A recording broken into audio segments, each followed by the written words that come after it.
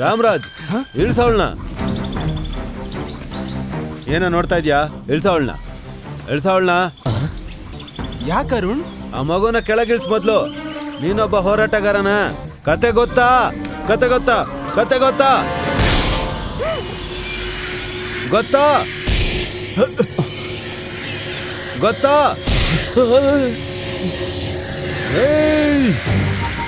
ನೋಡಿ, ನನ್ನ ಮಾತು ಕೇಳಿ.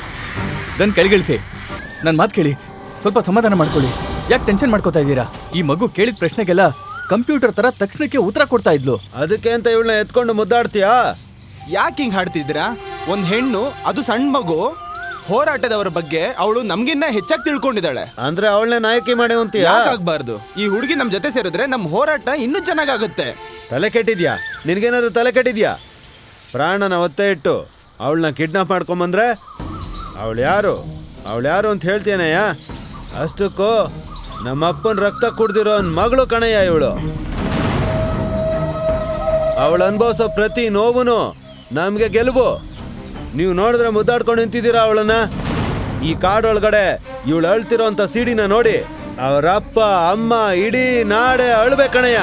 ಅಂಕಲ್, ನಾನು ಅಳಲ್ಲ, ನಮ್ಮಪ್ಪನೂ ಅಳಲ್ಲ. ಏಯ್, ನಿನ್ನ ಆಟ ಗೀಟ ಎಲ್ಲ ಮನೇಲಿ. ಇದು ಕಾಡು, ಇಲ್ಲಿ ನಮ್ದೇ ನ್ಯಾಯ, ನಮ್ದೇ ನೀತಿ. ಸುಮ್ನೆ ಇದ್ರೆ ಸರಿ, ಬಿಡ್ತೀನಿ 4. ಏ ತ್ಯಾಗ, ವಿಡಿಯೋ ಮಾಡ್ಬಾರ. ಸರಿ ಅಣ್ಣ, ಆಯ್ತು.